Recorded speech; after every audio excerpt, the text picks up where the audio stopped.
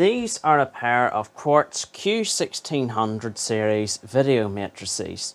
Now a video matrix in this case is one that takes 16 inputs and can route any of those 16 inputs to any of its 16 outputs. And they're very commonly used in studios and OB trucks and things where you need to be able to very flexibly move video signals around to different destinations. Obviously the alternative is a massive patch bay of Musa plugs, and that can get problematic very quickly. So you have a matrix. Both of these, unfortunately, I have modified, so what you're going to see inside these is not totally original, but it should be pretty obvious what's original and what's not. And the reason I've modified them is that when I got them, probably a good 6 or 7 years ago now, from someone on eBay, I got 3 of these, 2 of which worked and 1 was marked with an X that didn't work, so I used parts from it to improve one of these, as again you'll see in a wee second. I didn't have the control software for them, and so I decided that the easiest way to make them actually useful for something was to put my own controller circuitry in them. So before we take them apart, we'll just spin this one around and I'll show you the rear side.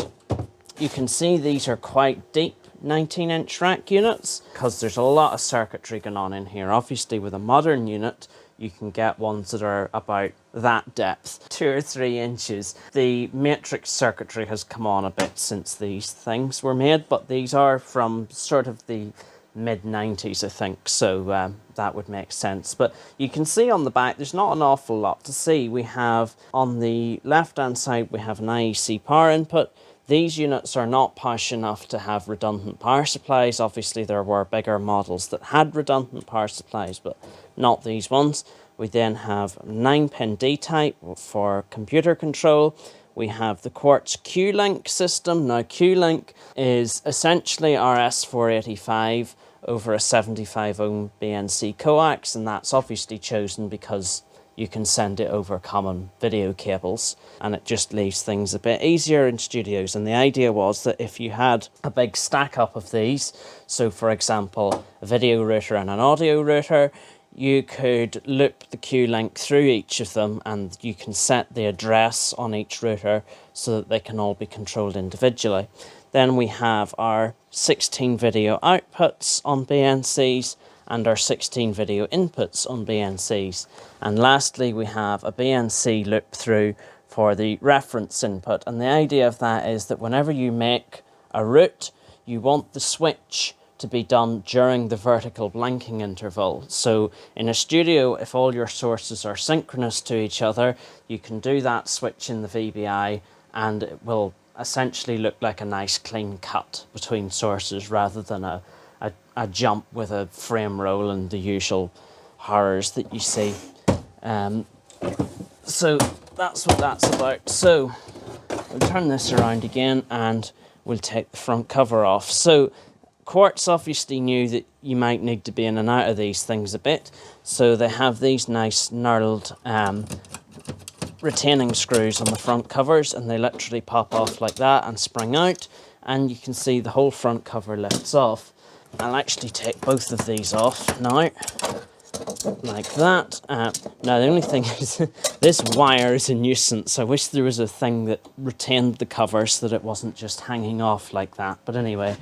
So before we even take the cards out, you can see that it's sort of split. I was going to say 3/4 by 1/4. I would actually say it's probably more like 7/8 by 1/8. We have a huge, enormous card, most of the width on the left-hand side, and then a much smaller card on the right-hand side. And what's going on here is this is obviously the main actual matrix card, and then the smaller one on the right-hand side here are the power supplies. And if we slide these out, you can see that's obviously the LED on the front cover, that cable that's connecting across. But you can see here the actual toroidal transformer lives in the back of the unit itself. This card is doing the regulation and the filtering, which is giving us our, I believe, let me see, yes, we have plus and minus 8 volts. And you'll see whenever we get the main cards out, that's further regulated to give us plus 5. So, but it looks like this card can actually do quite a few different voltages, and it can actually do a third rail as well if the option was there, but that's not populated on either of these units. These cards are interchangeable between the two units, although as you'll see, even though they're only a few digits apart in serial number, the main board has had quite a major revision between these two. You'll also see this one is missing its two main capacitors, and that's because they blew up, and because this was the spare unit, I never got round to putting new ones in it. So that's why that one is missing its capacitors. It doesn't work. The last time it stopped working, I just swapped the two cards out.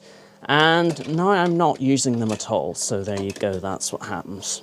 To get the two main cards out, we have these two retaining clips at each side, and we just clip them like that, and the whole unit slides out like so. And that is a big card.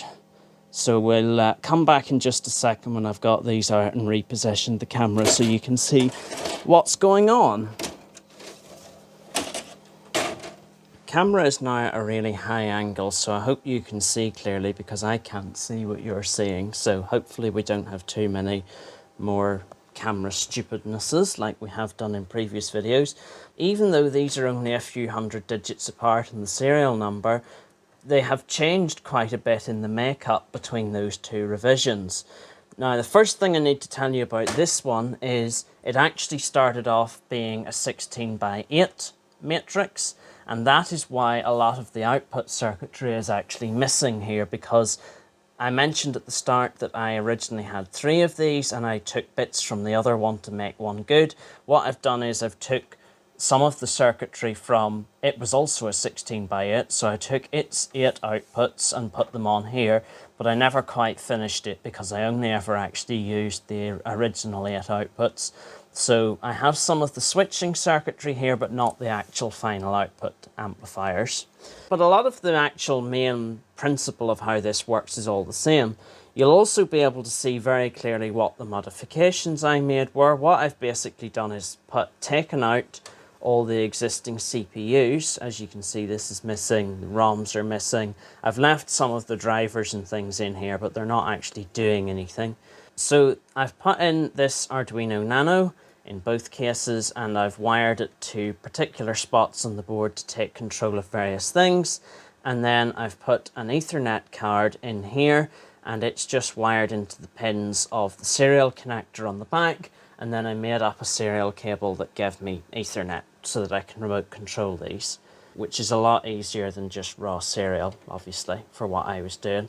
So at the back here we have the video input circuitry, presumably some kind of little amplifier chip in there. I'm not 100% sure what these hybrid boards are doing, but these are our 16 inputs. And you can see, if we look straight down on the board, you can see that each of those goes to a rail that goes the full length of these 16 hybrid boards that are connected on here.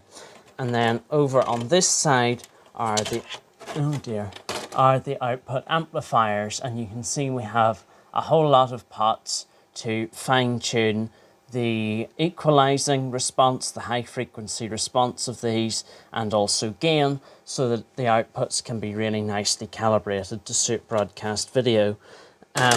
This one is the actual amplifier circuits and everything are the same. The only difference is that this one is using normal through-hole components as opposed to hybrids, although it is using the same hybrids for the input section.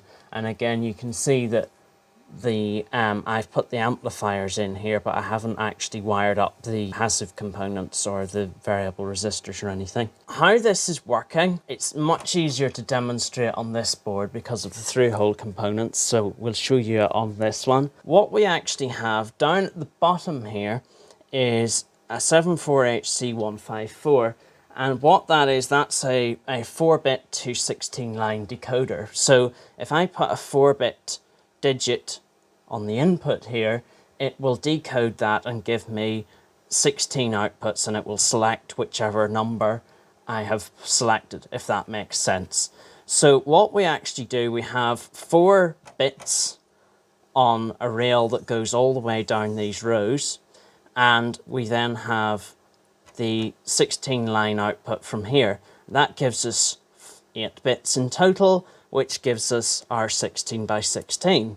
So how we're actually doing this is we have these chips along the side here. These are HCT374s, which are D-type flip-flops. So when we put our 4-bit row on the data bus, we then fire in the number of the row we want to select. That triggers the D-type flip-flop, and it sets those 4 bits on its output. And its output is what controls these 4 chips. Now these 4 chips, each one of these is a single output 4 input video multiplexer. So each of these deals with 4 of the inputs and routes it to the output. So you'll have 1, 2, 3, 4 here, 5, 6, 7, 8, 9, 10, 11, 12, 13, 14, 15, 16. And whenever we select the output, that is then what gets routed to the output amplifier, and that goes to the output. So it's actually really simple, and that's how I was able to modify these so that I could control them. All I've literally done is wired up. You can see actually, because I only used 8 of these rows, I've only wired up 3 wires, not 4 bits, so that gives me 0 to 7, not 0 to 15. And that is then controlled by the Arduino, which I could fire commands over the Ethernet. So that's how that works.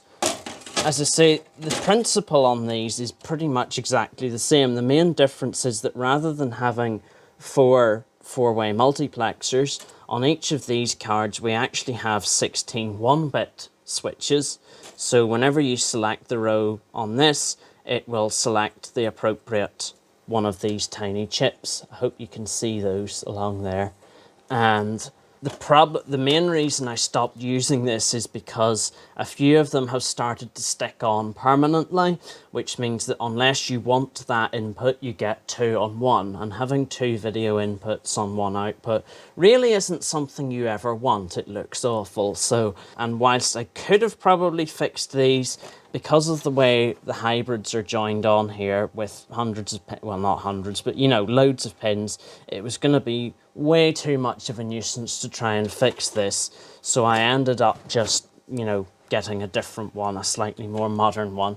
And I actually have the proper Quartz software to control these now as well, so I don't need to modify them and make such an appalling job of it as I have done here. But you can see we actually have the same HC154 down here, which is giving us our 1 to 16 bits. If you look closely, again, I'm not 100% sure if you can see this, but you might be able to make out, if I tilt the board like that, you should be able to see where the light's shining, where the 16 lines come straight up all along here, and each one of those dives off to the enable pin of each card. I hope you can see that. I think you can see that. And that's how the actual switching is done. You can also see that they've taken a lot of care to make sure these are all exactly the same length. You see the way these are all sort of wiggly and all over the place. Obviously you want to make sure that your video signals still, when they come into the router, they're synchronous, and when they go out of the router, they're synchronous. So they've taken the longest pins, which are 15 and 16 here, and they've made all of the traces as close as possible the same length, which is why when we get down to number 1 here, we have quite a lot of looping and coiling going on here. So that's what's going on there, and you can see the same thing on the back. There's quite a lot of weird looping stuff going on here. So we actually, for number 1 here, you can see it goes all the way around here, over here, and gets another bit of looping around before it goes to the actual output amplifier. And these are 4-layer boards, so there's possibly other stuff going on in the inner layers that we can't see, but I do love these enormous circuit boards. I mean, this is bound to be, you know, 1.5 feet long or something. It's ridiculous. You don't get big, massive cards like this anymore, especially not this nice, shiny, dark green color. But anyway, that was a look inside 2 Quartz video matrices, or matrices, as I suppose you should be correctly called. And I hope you enjoyed.